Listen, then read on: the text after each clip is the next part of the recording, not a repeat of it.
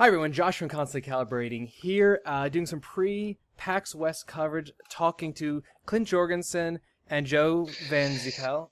Did I get that Van, right? close, Van Zeepel. Van Zeipel. I was going in my head. Okay, should have checked that before we started, but hey, talking to Joe Van Zeipel and Clint Jorgenson of Righteous Hammer. We're going to be talking a little bit about Solitairica.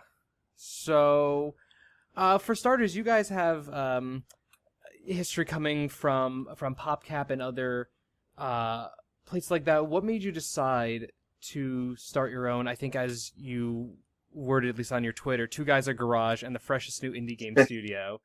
What was the impetus to start that? Well, between us, we have 25 years of AAA development between us. We worked on a bunch of different cool stuff like Skate, Garden Warfare. Joe actually did some work on Destiny. So we had a really good run. And we just kind of felt like we'd reached the point where, in our roles in a big team, we weren't able to do the kind of cool things that we wanted to do that touched upon all the different disciplines. Like one thing, Joe does a lot of tech, I do a lot of creative, but we cross over a lot. I like to get in the code.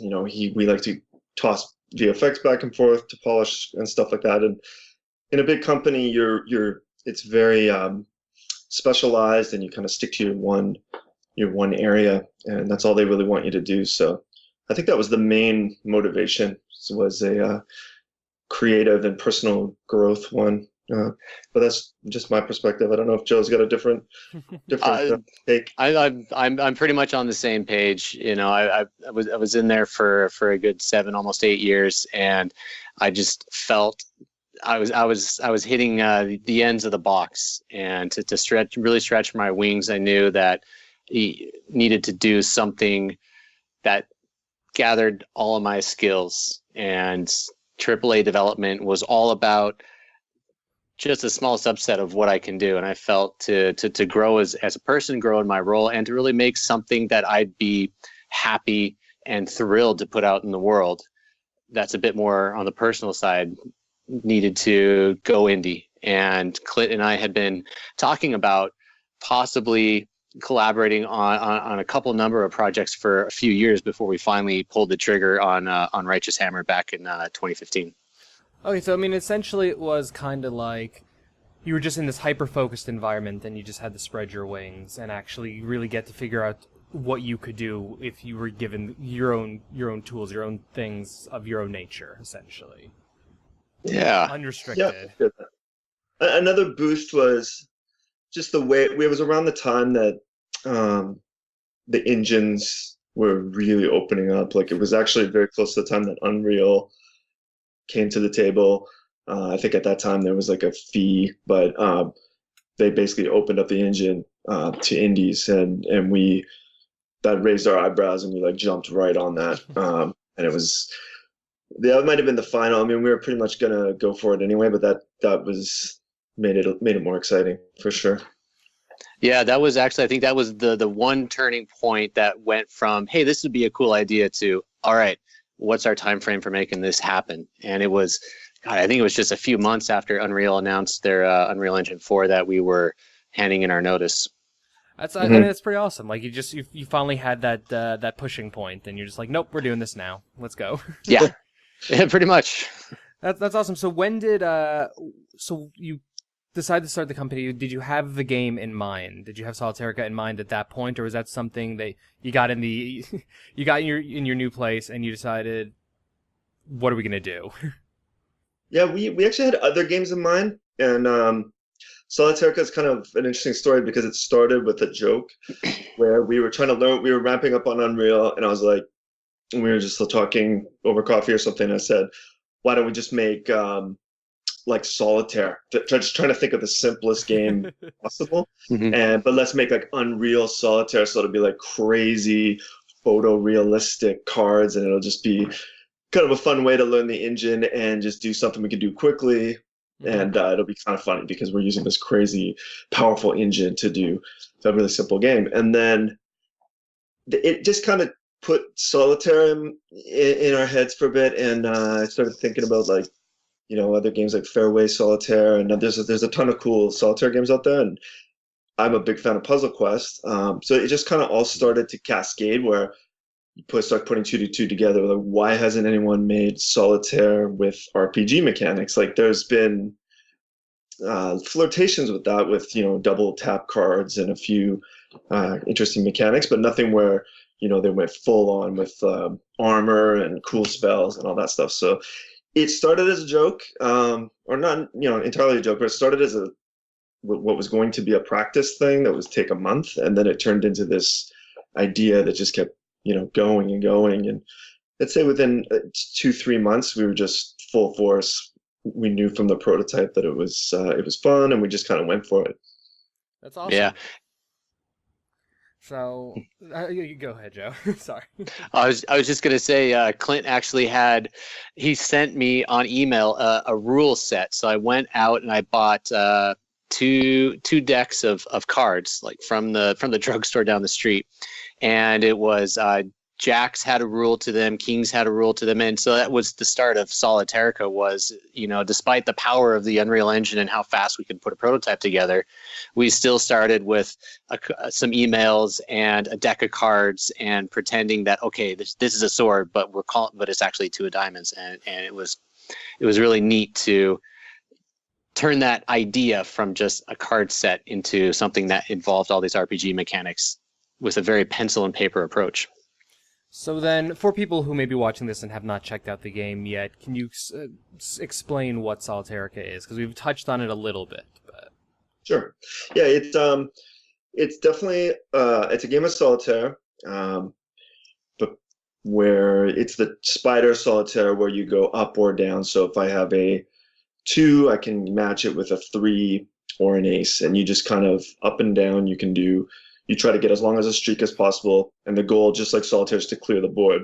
But what we've done is taken solitaire and turned it into an RPG battle system.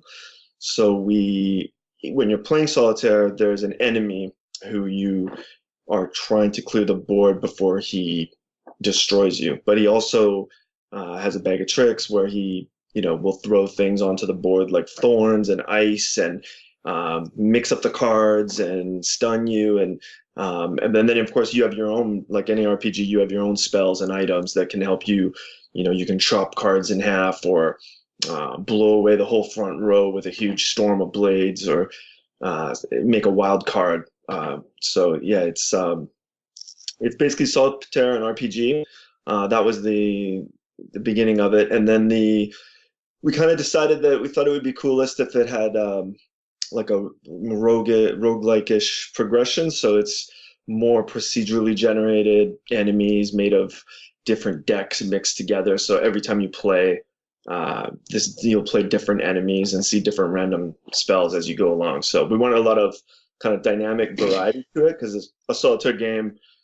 Making a solitaire game, we wanted it to be something you could play for a long time and just always get something out of it. So yeah, one of our inspiration points for the way the meta progression works was FTL. It's a game I still haven't beaten, but I find myself always coming back to it. And so Clint and I were, talking about it in the early days, what made that so compelling. And it was, FTL is a really difficult game. And we knew that Solitaire, especially with the shuffling of cards, is kind of inherently luck-based and difficult. And there's a real neat appeal to that. And that's part of what we wanted to capture with the game.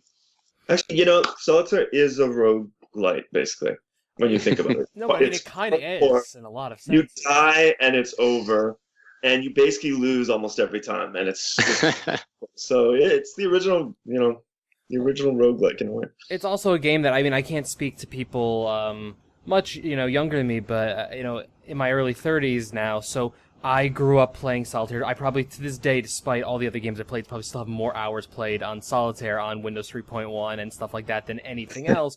So it's a game we're all familiar with, and a game that we've played the same damn game over and over and over again, but we all come back to. So if you just beef it up a little bit, add some, flair to it. Underselling what you guys did, but if you just add a little bit to it, it's already a good base you're at, essentially. Yeah, and that was actually one of the design challenges in the game was not getting too far away from the solitaire formula that actually works. You know, cards needed to be kind of the battleground that you're a part of. You know, we didn't want to have a horde of enemies rushing at you, and it suddenly became an enemy fighting game. We wanted the cards to still be inherently part of the design. Makes sense. Yeah, I mean, I've been playing it almost every night before bed since on my wife's iPad, and it's been.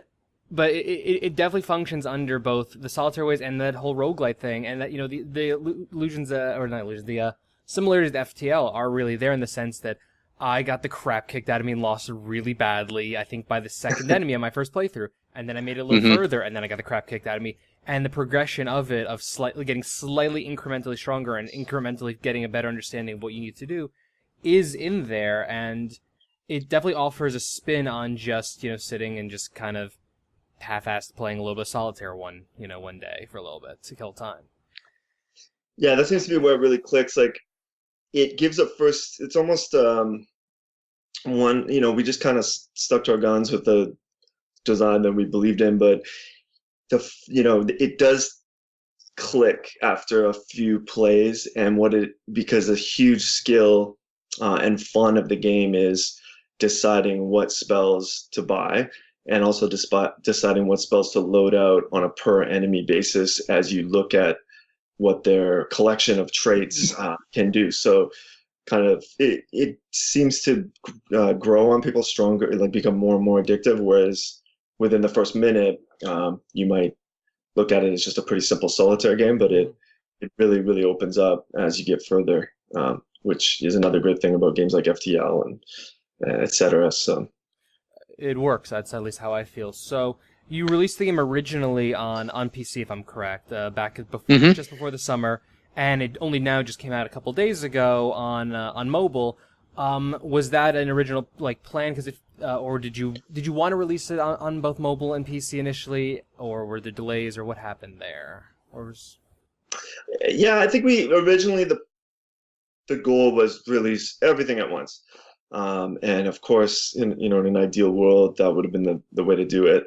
But we're just two guys in a garage, like what it says, and it's true. Like I don't have like 12 guys over here doing QA or So we really wanted to carefully launch on one platform at a time, and we just picked kind of PC first, as just kind of thinking that the community on Steam would be great for a lot of back and forth discussions. I mean, yeah, just kind of went on there first, and then knowing that we're going to launch on Steam, and then as soon as we humanly can, then we're going to hit iOS. And the game is definitely made with tablets and phones in mind, like up front. But we found it actually works really well on PC, so we just released it on there. But yeah, no, it wasn't like a super calculated decision. It was just more, we didn't want to get in over our heads and launch on too many things at the same time, given that we're just two guys chipping away at it. So that makes sense. I was just curious because the game I have not played on PC. I mean, I've seen the reviews for it have been pretty stellar on Steam, but I've only had a chance to play on iPad, and it works very well for iPad. And Solitaire in general makes sense for that. So I was just wondering if there was just a plan of action with that, or if that's just how it ended up unfolding. It was a bit organic, I think. Yeah, I wouldn't say last year when we first announced that was the plan, but it just kind of started to make sense for us around that time. It was great because PC gave us we got a lot of feedback. Like the part of the reason that it feels so polished on mobile and there's such good kind of balance of things is a lot of the dialogue that was going on PC in June with some really great people on there that would give us feedback, and we pushed quite a few updates. So I think it benefited mobile a lot to launch on there first. Makes sense. So then, are there plans then to continue growing Solitairica to other platforms, or is it just going to stay PC mobile? PC iOS. I think we've talked about Android as a possibility for the future. We just don't have like any kind of ETA, or we haven't started it on it yet. We're still working on, really smoothing out every possible issue at the launch. And then, we also have new content in mind that we don't want to wait too long to start getting some cool new content out. So we're still thinking it through. Actually, that's going to be the first job after PAX, is laying out a roadmap for the fall and kind of figuring out what we're going to work on. I don't know, Joe, I've been talking a lot. You got anything to add? No, I was basically going to echo what you were saying about Android. The irony is the Unreal Engine is incredibly powerful, and you've got these shiny buttons of, build on Windows, build on Mac, build on iOS, and build on Android. And, clicking those buttons most of the time just works. But it's the multitude of devices, the fact that, the QA department is just Clint and I, and any beta testers we can kind of loop in. So we want to make sure that we're not putting all of our time into an Android build when we really want to be growing the game in parallel. So a lot of what's going to happen in the next 4 to 6 months will kind of be a continual update on Solitairica, and then really exploring, the Android build. Is this something that we can turn around pretty reliably and stably without having to sacrifice too much anywhere else? Fair enough. So then, you kind of already discussed it, but just as a last, final thing, anything you can discuss for future plans for what you would like to do with the game moving forward, expanding on it, things of that nature?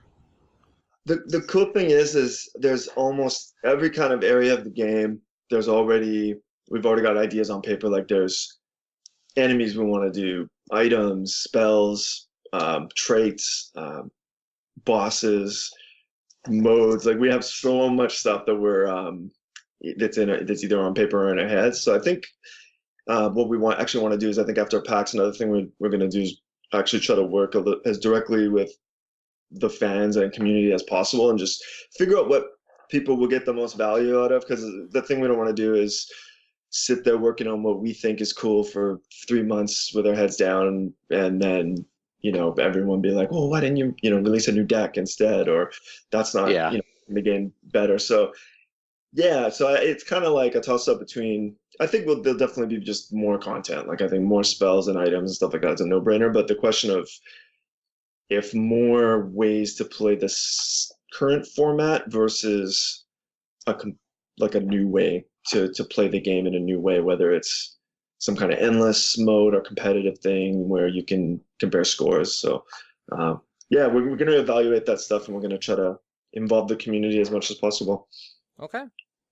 Yeah. That's cool. So where can people find you guys? Where can people find Righteous Hammer? Where can people find Solitairica online? RighteousHammer.com is the best place to kick off for the info about Solitairica and our company. And we're on the App Store and on Steam.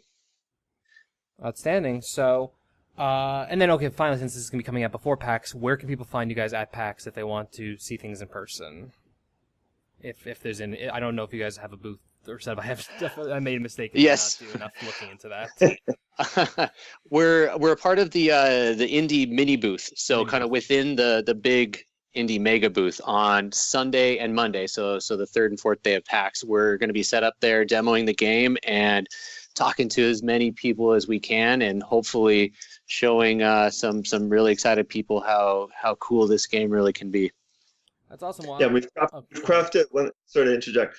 We've crafted a little mini campaign called The Hunt for Mancat. That is especially for PAX. So, and we got some seriously cool buttons that we're going to be putting up on Twitter very soon. So hopefully a lot of people coming by. Seriously cool buttons. I like this. I like the sound of that. Well, all right. I hope PAX goes well for you guys, and I look forward to seeing more of the development of Solitairica moving forward. For anyone watching this on youtube.com/concalpod, I'll actually have a little mini review of Solitairica up, hopefully before PAX, working on that. But with that, you know where to find everything Constant Calibrating at constantcalibrating.com. The hiatus is ending soon, everyone. Yay. So with that, I wish you good sign off.